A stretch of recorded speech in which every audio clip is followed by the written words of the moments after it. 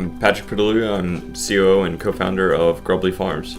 Hi, I'm Sean Warner, and I'm the CEO and co-founder of Grubbly Farms. Grubbly Farms started when Sean read an article about how in the year 2050 everyone's going to be eating insects because the population is going to grow to over 9 billion people and modern agriculture is not equipped to feed everybody. Through our research, we came across the Black Soldier Fly. We became captivated with the sustainability and impact that we could have on the world by raising these insects on a large scale, both in terms of reducing the amount of fish that we pull out of the ocean and reducing the amount of food waste that goes into landfills. So at Grubbly Farms, we recycle food waste by feeding it to grubs. As the grubs eat through the food waste, they convert it into a quality fertilizer.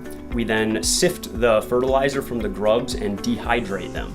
Now the grubs are about 40% protein, 40% fat, and they can actually be used in a wide variety of animal feeds, from poultry to aquaculture to even cats and dogs.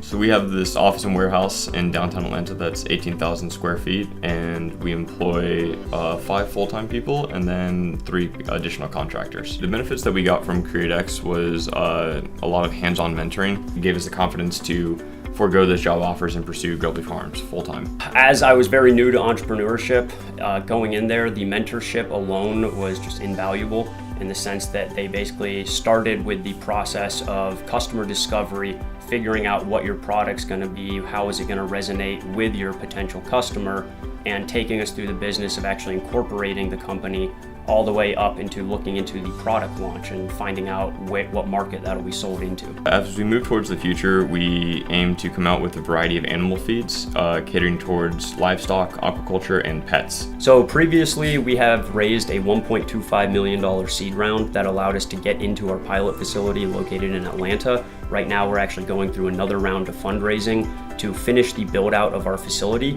It's a great problem to have, but we actually cannot keep up with demand, and we are trying to increase the overall production of US grown insects at the moment.